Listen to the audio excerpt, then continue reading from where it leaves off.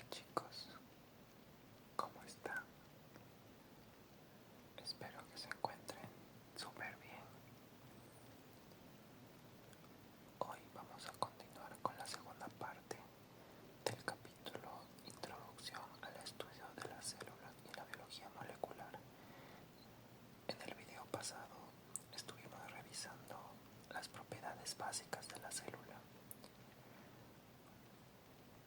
Ahora nos toca abordar el quinto punto, el cual dice: las células llevan a cabo una variedad de reacciones químicas. Las células funcionan como plantas químicas miniaturizadas. Incluso la célula bacteriana más simple es capaz de cientos de transformaciones químicas diferentes, ninguna de las cuales ocurre a un ritmo significativo en el mundo inanimado. Prácticamente todos los cambios químicos que tienen lugar en las células requieren enzimas, moléculas que aumentan en gran medida la velocidad a la que se produce una reacción química. La suma total de reacciones químicas en una célula representa el metabolismo de esa célula. Entonces, este quinto punto básicamente nos está diciendo que las células son capaces de realizar una gran cantidad de procesos bioquímicos o reacciones químicas que en conjunto toma el nombre de metabolismo.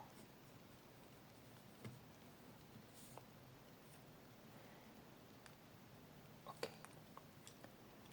como sexto punto nos dice que las células participan en actividades mecánicas. Las células son sitios de mucha actividad. Los materiales se transportan de un lugar a otro. Las estructuras se ensamblan y luego se desmontan rápidamente. Y en muchos casos, toda la célula se mueve de un sitio a otro. Este tipo de actividades se basan en cambios mecánicos y dinámicos dentro de las células, muchos de los cuales se inician por cambios en la forma de las proteínas motoras. Las proteínas motoras son solo uno de los muchos tipos de máquinas moleculares empleadas por las células para llevar a cabo funciones o actividades mecánicas. Vale. Las células son capaces de responder a los estímulos. Algunas células responden a los estímulos de formas obvias. Un protista unicelular, por ejemplo, se aleja de un objeto en su camino o se mueve hacia una fuente de nutrientes. Las células dentro de una planta o animal pluricelular responden a los estímulos de forma menos obvia. La mayoría de las células están cubiertas con receptores que interactúan con sustancias en el medio ambiente. Las células poseen receptores de hormonas, factores de crecimiento y materiales extracelulares, así como también sustancias en las superficies de otras células. Los receptores de una célula proporcionan vías a través de las cuales los estímulos externos pueden provocar respuestas específicas en las células blanco. Las células pueden responder a estímulos específicos, alterando sus actividades metabólicas, moviéndose de un lugar a otro o incluso autodestruyéndose. El otro punto nos dice: las células son capaces de autorregularse. En los últimos años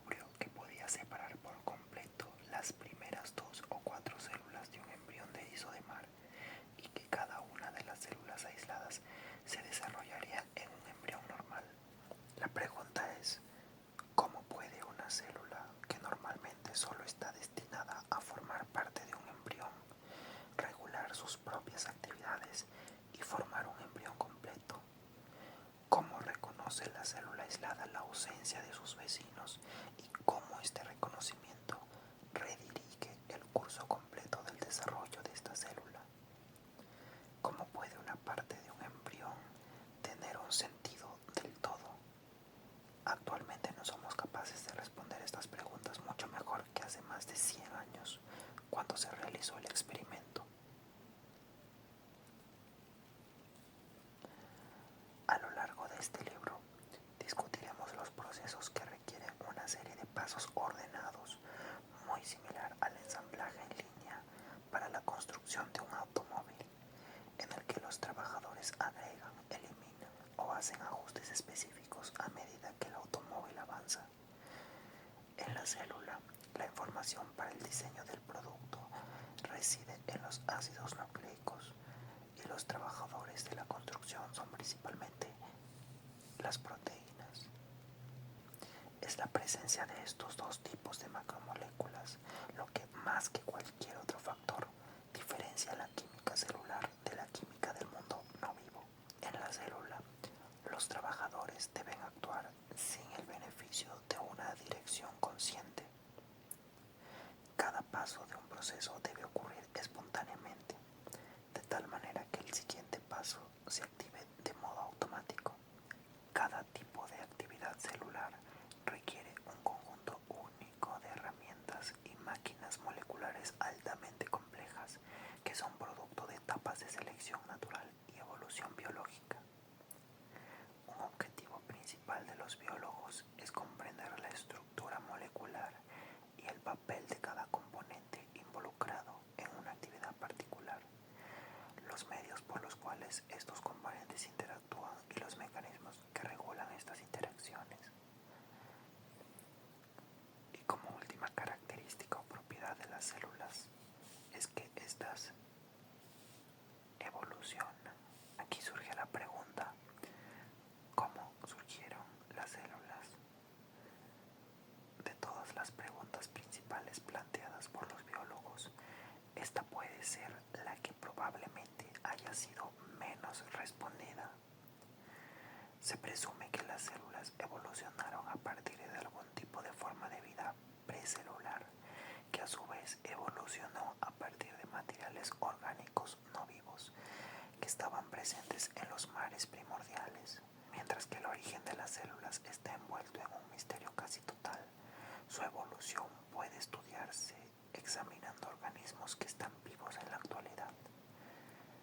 Si observara las características de una célula bacteriana que vive en el tracto intestinal humano y una célula que es parte del revestimiento de ese tracto, se sorprendería por las diferencias entre ambas. Sin embargo, estas dos células, así como todas las otras células que están presentes en los organismos vivos, comparten muchas características, incluyendo un código genético común, una membrana plasmática y ribosomas. Según uno de los principios de la biología moderna, todos los organismos vivos han evolucionado a partir de una única célula ancestral común que vivió hace más de 3.000 millones de años. Wow. Debido a que dio origen a todos los organismos vivos que conocemos, a esta antigua célula a menudo se le conoce como el último ancestro común universal, o LUCA, Last Universal Common Ancestor. Examinaremos algunos de los eventos que ocurrieron durante la evolución de las células en vías experimentales al final del capítulo. Los capítulos futuros explorarán los aspectos bioquímicos del origen de la vida.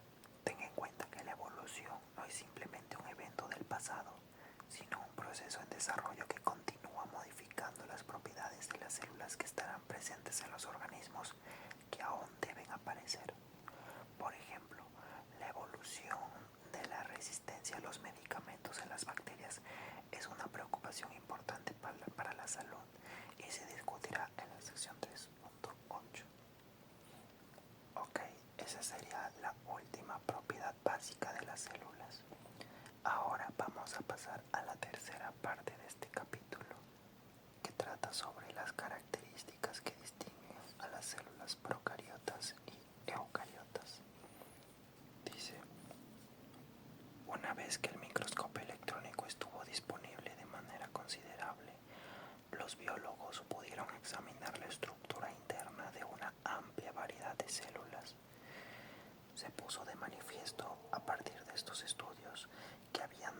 clases básicas de células, procariotas y eucariotas, que se distinguen por su tamaño y por los tipos de estructuras internas u organelos que contienen. La existencia de dos clases distintas de células, sin intermediarios conocidos, representa una de las divisiones evolutivas fundamentales en el mundo biológico. Las células procariotas, más simples estructuralmente, incluyen las bacterias, mientras que las células eucariotas, estructuralmente más complejas, incluyen protistas, hongos, plantas y animales. No estamos seguros de cuándo las células procariotas aparecieron por primera vez en la Tierra. Se ha obtenido evidencia de vida procariota en rocas de aproximadamente 2.700 millones de años de edad. Estas rocas no solo contienen lo que parece ser microbios fosilizados, sino que poseen moléculas orgánicas complejas que son características de tipos particulares de organismos procariotas. Es poco probable que tales moléculas puedan haberse sintetizado de manera abiótica, es decir, sin la participación de células vivas.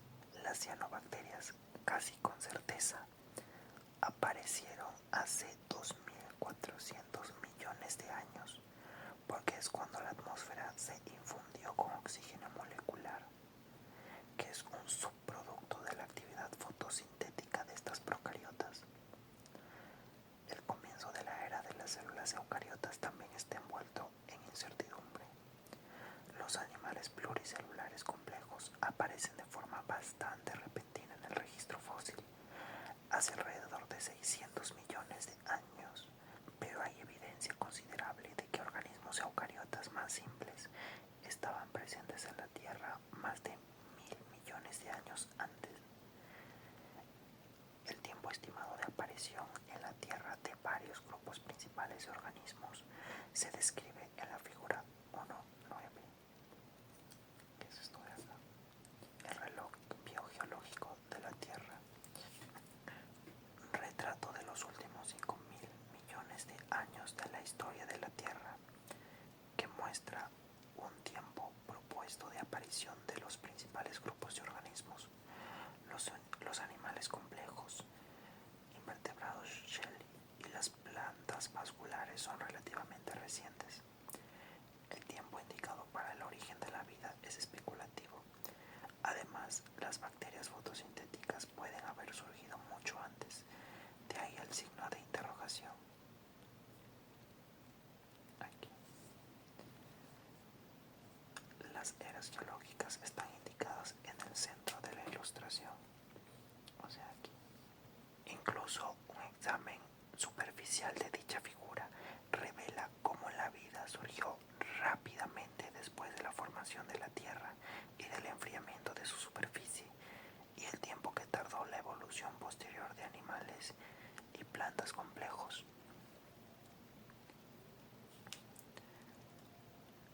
La siguiente breve comparación entre células procariotas y eucariotas revela muchas diferencias básicas entre ambos tipos, así como otras tantas similitudes.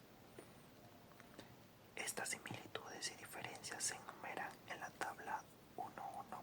Ahora la vamos a revisar. Las propiedades compartidas reflejan casi con certeza el hecho de que las células eucariotas evolucionaron a partir de antepasados procariotas.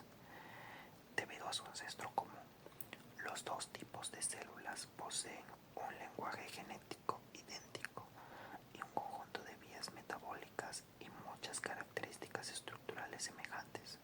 Por ejemplo, ambos tipos de células están delimitadas por membranas plasmáticas de construcción similar, que sirven como una barrera selectivamente permeable entre los mundos vivo y no vivos. Ambos tipos de células pueden estar rodeadas por una pared celular rígida e inerte que protege la delicada forma de vida que se encuentra dentro. Aunque las paredes celulares de procariotas y eucariotas pueden tener funciones semejantes, sus composiciones químicas son muy diferentes. Internamente, las células eucariotas son mucho más complejas, tanto desde el punto de vista estructural como funcional. La diferencia en la complejidad estructural es evidente en las micrografías electrónicas de citoplasma circundante. Por el contrario, las células eucariotas poseen núcleo, una región delimitada por una estructura membranosa compleja llamada envoltura nuclear. Esta diferencia en la estructura nuclear es la base de los términos procariota, pro, que hace referencia a antes, y carión, que hace referencia a núcleo. Y eucariota viene de eu, que significa verdadero, y carión, que significa núcleo. Además, las células procariotas contienen cantidades relativamente pequeñas de DNA. Se dice que el contenido de DNA de las bacterias varía de alrededor de 600.000 pares de bases a casi 8 millones de pares de bases y codifica entre unas 500 y varios miles de proteínas. Aunque una célula de levadura tiene solo un poco más de DNA que las procariotas más complejas, alrededor de 12 millones de pares de bases que codifican cerca de 6.200 proteínas. La mayoría de las células eucariotas, como son estas células de levadura, contienen mucha más información genética. Tanto la célula procariota como la eucariota tienen cromosomas que contienen DNA. Las células eucariotas poseen una cantidad de cromosomas separados, cada uno con una sola molécula lineal de DNA. En cambio, casi todas las procariotas que se han estudiado contienen un único cromosoma y es circular. Más importante aún, el DNA cromosómico de las eucariotas, a diferencia de las procariotas, está estrechamente asociado con las proteínas para formar un complejo material de nucleoproteínas, conocido como cromatina.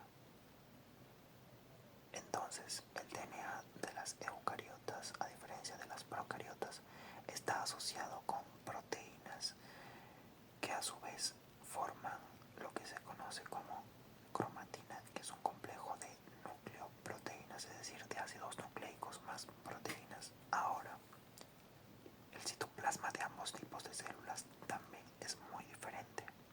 El citoplasma de una célula eucariota está lleno de una gran diversidad de estructuras, como se puede ver con facilidad si se examina una micrografía electrónica de casi cualquier planta o célula animal. Incluso la levadura, la eucariota más simple, es mucho más compleja estructuralmente que una bacteria promedio, a pesar de que estos dos organismos tienen un número similar de genes. Las células eucariotas contienen además una matriz de organelos unidos a la membrana. Los organelos eucarióticos incluyen las mitocondrias, en las que se encuentra disponible la energía química para alimentar las actividades celulares. Posee un retículo endoplasmático en el cual se fabrican muchas de las proteínas y lípidos de una célula. Contiene un complejo de Golgi o complejos de Golgi, donde los materiales se clasifican, modifican y transportan a destinos celulares específicos, y una variedad de vesículas simples de dimensión variable unidas a la membrana. Las células vegetales contienen además organelos membranosos adicionales, incluidos los cloroplastos, que son los sitios de la fotosíntesis, y a menudo una sola vacuola grande que puede ocupar la mayor parte del volumen de la célula. Tomadas en conjunto, las membranas de la célula eucariota sirven para dividir el citoplasma en compartimentos, dentro de los cuales puede tener lugar actividades especializadas. Por el contrario, el citoplasma de las células procariotas está esencialmente desprovisto de estructuras membranosas. Se exceptúan de esta generalización las membranas fotosintéticas complejas de las cianobacterias, ¿vale? Entonces, vamos a revisar rápidamente la tablita 1.1 que resume comparación entre las células procariotas y las células eucariotas. Vamos a hacer un pequeño acercamiento. Listo. Entonces dice, comparación entre células procariotas y eucariotas. Características que tienen en común los dos tipos de células. Primero, una membrana plasmática de construcción similar. Básicamente es una bicapa fosfolipoteica.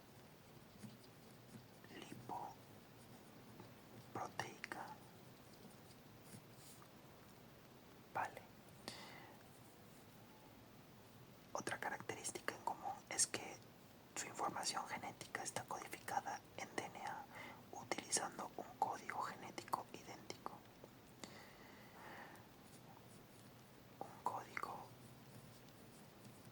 genético universal.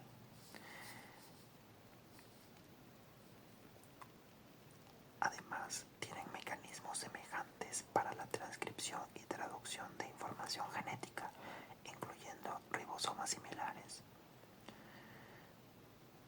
Presentan vías metabólicas compartidas, como por ejemplo la glucólisis y el ciclo de los ácidos tricarboxílicos o el ciclo de Krebs. Poseen un aparato similar para la conservación de energía química como ATP, ubicado en la membrana plasmática de las procariotas y en la membrana mitocondrial de las eucariotas. Presentan un mecanismo similar de fotosíntesis, en este caso entre cianobacterias y plantas verdes. Presentan un mecanismo similar para sintetizar e insertar proteínas de membrana. Presentan un proteasoma, que es una estructura de digestión de proteínas de construcción similar, tanto entre arqueobacterias y en eucariotas. Y también presentan filamentos del citoesqueleto construidos con proteínas similares, que en este caso son la actina y la tubulina. Características de las células eucariotas que no se encuentran en las procariotas. Primero, la división de las células en núcleo y citoplasma separados por una envoltura nuclear que contiene complejas estructuras de poros que permiten la comunicación entre el núcleo y el citoplasma. Además,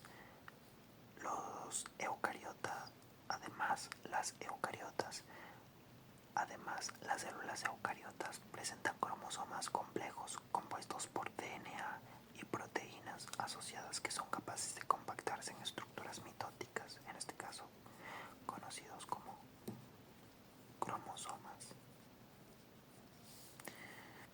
Presentan organelos citoplasmáticos membranosos complejos, incluyendo el retículo endoplasmático, el complejo de Golgi, los lisosomas, los endosomas, peroxisomas, glioxisomas, etc. Presentan organelos citoplasmáticos especializados para la respiración aeróbica, en este caso las mitocondrias, y para la fotosíntesis, en este caso los cloroplastos. Presentan un sistema citoesquelético complejo que incluye los filamentos de actina, filamentos intermedios y microtúbulos, así como proteínas motoras asociadas. Presentan flagelos complejos y cilios. Presentan la capacidad de ingerir material particulado por envoltura dentro de vesículas de la membrana plasmática, fagocitosis, así como paredes celulares que contienen celulosa, esto en plantas. Presentan una división celular usando un microtúbulo que contiene un huso mitótico que separa los cromosomas. Se caracterizan además por la presencia de 2 copias de genes por célula, es decir, son organismos diploides, una de cada padre o de cada progenitor. Presentan 3 enzimas sintetizadoras de RNA diferentes, conocidas como las RNA polimerasas. Y finalmente, poseen una reproducción sexual que requiere meiosis y fecundación, es decir, requiere un proceso para formar gametos, en este caso proceso por el cual estos gametos se fecundan o se fusionan, combinan su información genética para formar un nuevo individuo. Vale, continuamos. Después nos dice, las membranas citoplasmáticas de las células eucariotas forman un sistema de canales y vesículas interconectadas que funcionan en el transporte de sustancias desde una parte a otra de la célula, así como entre el interior de la célula y su entorno. Debido a su pequeño tamaño, la comunicación intracitoplasmática dirigida es menos importante en las células procariotas, en las que el movimiento necesario de los materiales se puede lograr por difusión simple. Las células eucariotas también contienen numerosas estructuras que no poseen una membrana circundante. Se incluyen en este grupo los túbulos y filamentos alargados del citoesqueleto, que participan en la contractibilidad, el movimiento y el soporte celular. Durante muchos años se pensó que las células procariotas carecían de cualquier rastro de un citoesqueleto, pero se han encontrado filamentos primitivos de citoesqueleto en las bacterias. Todavía es justo decir que el citoesqueleto procariótico es mucho más simple en su estructura y función que el de las eucariotas.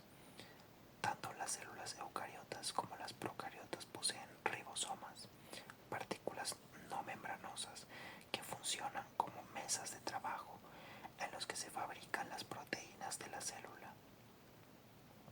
Vale, me gusta esta analogía, funcionan como mesas de trabajo. Aunque los ribosomas de células procariotas y eucariotas tienen dimensiones considerablemente diferentes, los de las procariotas son más pequeños y contienen menos componentes. Estas estructuras participan en el ensamblaje de proteínas mediante un mecanismo similar en ambos tipos de células.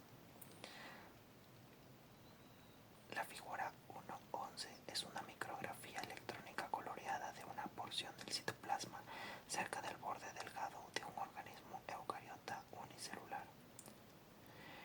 Esta es una región de la célula donde los organelos unidos a la membrana tienden a ser ausentes. Vamos a revisar esa imagen. Figura 1.11.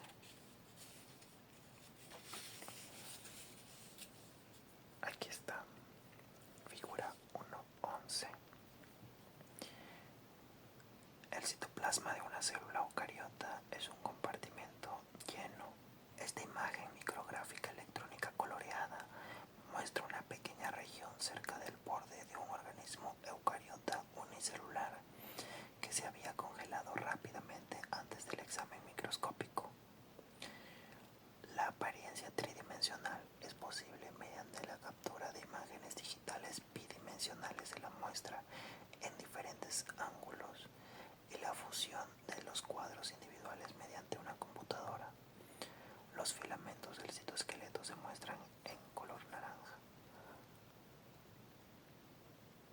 Los complejos macromoleculares, principalmente los ribosomas, son de color turquesa. Todos los colores turquesa. Y las porciones de las membranas celulares son azules. Estas porciones de aquí.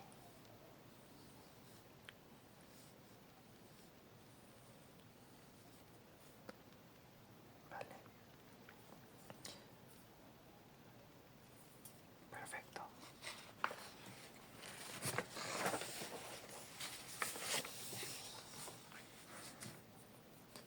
Entonces, recapitulando, nos decía que la figura 1.11 es una micrografía electrónica coloreada de una porción del citoplasma cerca del borde delgado de un organismo eucariota unicelular. Esta es una región de la célula donde los organelos unidos a la membrana tienden a estar ausentes. La micrografía muestra filamentos individuales del citoesqueleto en color naranja y otros grandes complejos macromoleculares del citoplasma en color turquesa. La mayoría de estos complejos son ribosomas. Es evidente a partir de este tipo de imagen que el citoplasma de una célula eucariota está extremadamente lleno, dejando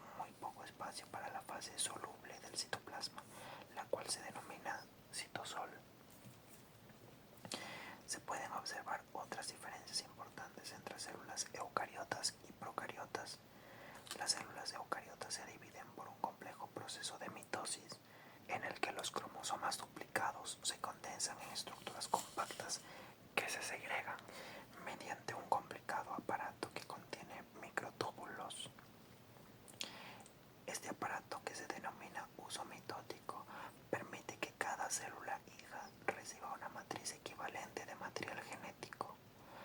En las procariotas no existe uso mitótico para separar las copias del genoma después de la replicación. Alguna vez se pensó que las dos copias se separaban uniendo el DNA a la superficie de la célula, lo que permitía que el crecimiento de la membrana celular las separara. Sin embargo, las imágenes celulares vivas mostraron que el DNA se separaba más rápido de lo que crece la célula, por lo que el mecanismo preciso por el cual las procariotas segregan sus genomas sigue siendo una pregunta abierta. Algunos modelos actuales se basan en la compactación regulada o plegamiento del DNA para que las dos copias se plieguen en dos masas separadas, apartándose así. En su mayor parte, los procariotas son organismos asexuados. Contienen solo una copia de su cromosoma individual y no tienen procesos comparables a la meiosis, la formación de gametos o la fecundación real. Aunque no existen verdaderas reproducciones sexuales entre los organismos procariotas, algunos son capaces de una conjugación en la que un trozo de DNA pasa de una célula a otra. Sin embargo, el receptor casi nunca recibe un cromosoma completo del donante, y la condición en la que la célula receptora contiene su propio DNA y el de su compañera es fugaz. La célula pronto vuelve a la posesión de un solo cromosoma. Aunque los procariotas pueden no ser tan eficientes como los eucariotas en el intercambio de DNA con otros miembros de su propia especie, son más hábiles que los eucariotas para recoger e incorporar DNA extraño de su entorno, lo que ha tenido un impacto considerable en la evolución microbiana. A este proceso se le conoce como transformación bacteriana, y dice que ha tenido un impacto considerable en la evolución microbiana, desde luego.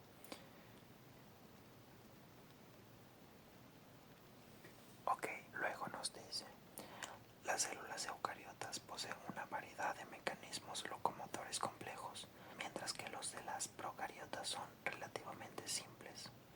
El movimiento de una célula procariota puede lograrse mediante un delgado filamento proteico llamado flagelo, que sobresale de la célula y gira. Las rotaciones del flagelo, que pueden exceder 1000 veces por segundo,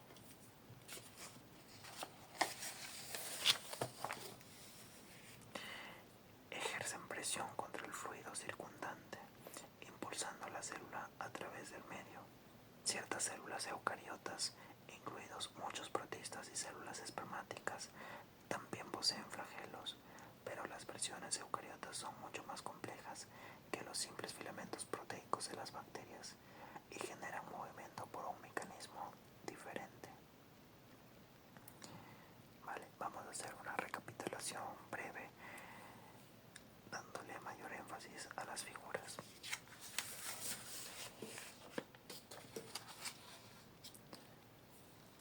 Entonces, por aquí hay una figura que muestra la división celular de las eucariotas.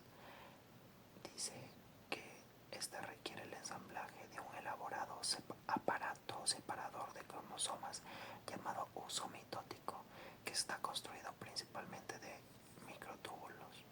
Los microtúbulos de esta micrografía aparecen en color verde, que son estas estructuras, ¿vale? Porque están ligados por un anticuerpo que está unido a un colorante fluorescente verde. Los cromosomas, que estaban a punto de separarse en dos células hijas cuando se fijó esta célula, están teñidos de color azul, y son estas estructuras de acá que parecen como unos dedos.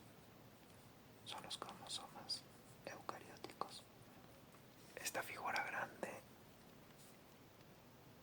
es la estructura básica de una célula eucariota. Esta célula epitelial, dice, recubre Varios organelos diferentes están indicados y representados en diagramas esquemáticos alrededor del borde de la figura. Entonces, primero posee, yendo por aquí arriba, posee un citoesqueleto, ¿vale? Que está formado por diferentes filamentos. Bueno, para ser más específico, por microfilamentos, filamentos intermedios y microtúbulos.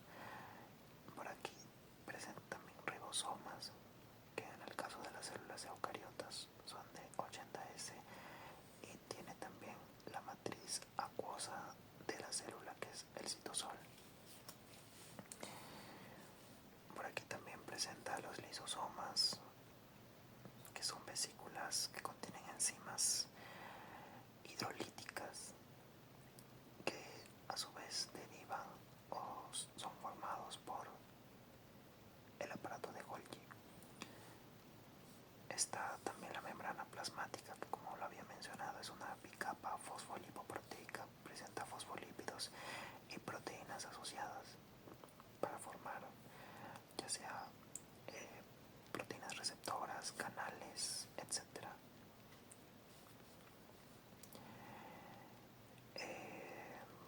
Por aquí está el complejo de Golgi, el núcleo celular en el cual está contenido el material genético de la célula, el ADN. Está el retículo endoplasmático liso y su contraparte, el retículo endoplasmático rugoso, cuya diferencia es básicamente la presencia de ribosomas en la superficie del retículo endoplasmático rugoso. También están las mitocondrias, en donde se produce la energía para la célula. Está el nucleolo y está la cromatina, que es un complejo nucleoproteico. Es básicamente DNA o ADN unido o asociado con proteínas estructurales, en este caso histonas y proteínas diferentes a las histonas que intervienen o facilitan el empaquetamiento del DNA dentro del núcleo. Vale. Y bueno, acá también hay una última imagen, que es la conjugación bacteriana, que la habíamos leído por aquí. Esta es una micrografía electrónica que muestra un par de bacterias en conjugación unidas por una estructura de la célula donante, conocido o denominado PILI-F, a través de la cual se cree que pasa el DNA. Entonces, aquí está la célula donante o la bacteria donante, y acá está la bacteria receptora. Y este puente que se ha formado viene a ser el pili o pilus F, por el cual se cree que pasan los plásmidos.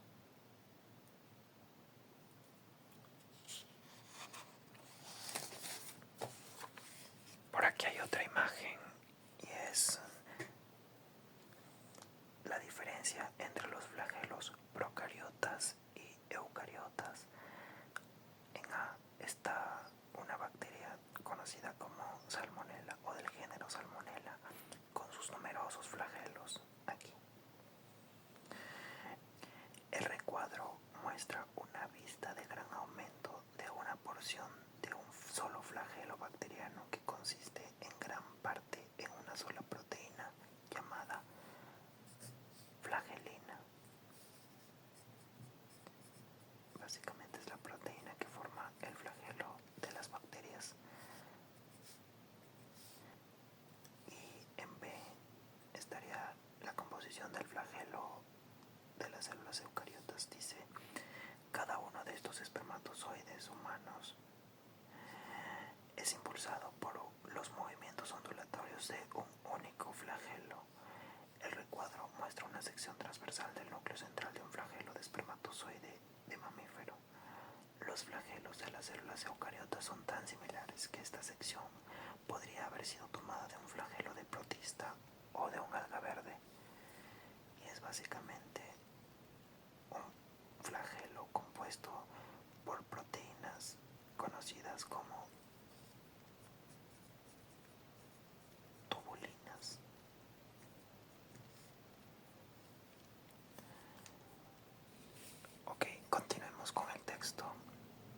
párrafos anteriores se mencionaron muchas de las diferencias más importantes entre los niveles procarióticos y eucarióticos de la organización celular. Muchos de estos puntos continuarán desarrollándose en los capítulos siguientes. Antes de asegurar que los procariotas son inferiores, ténganse en cuenta que estos organismos han permanecido en la Tierra durante más de 3.000 millones de años. En este momento, miles de millones de ellos se están aferrando a la superficie externa de nuestro cuerpo y se alimentan de los nutrientes dentro de nuestro tracto digestivo. Pensamos en estos organismos como criaturas individuales y solitarias, pero conocimientos recientes han demostrado que viven en comunidades complejas y multiespecíficas llamadas biopelículas. La capa de placa que crece en nuestros dientes es un ejemplo de una biopelícula. Diferentes células en una biopelícula pueden llevar a cabo distintas actividades especializadas, al igual que las células en una planta o un animal. Considera también que metabólicamente los procariotas son organismos muy sofisticados y muy evolucionados. Por ejemplo, una bacteria como Escherichia coli, habitante común tanto del tracto digestivo humano como del plato de cultivo de laboratorio, tiene la capacidad de vivir y prosperar en un medio que contiene uno o dos compuestos orgánicos de bajo peso molecular y algunos iones inorgánicos. Otras bacterias pueden vivir con una dieta que consiste únicamente en sustancias inorgánicas. Se ha encontrado una especie de bacteria en los pozos a más de 1000 metros por debajo de la superficie de la Tierra, que vive en la roca basáltica y que producía hidrógeno molecular debido a las reacciones inorgánicas que llevaba a cabo. Por el contrario, incluso las células más talentosas desde el punto de vista metabólico que se hallan en nuestro cuerpo requieren una variedad de compuestos orgánicos, entre los que se incluyen varias vitaminas y otras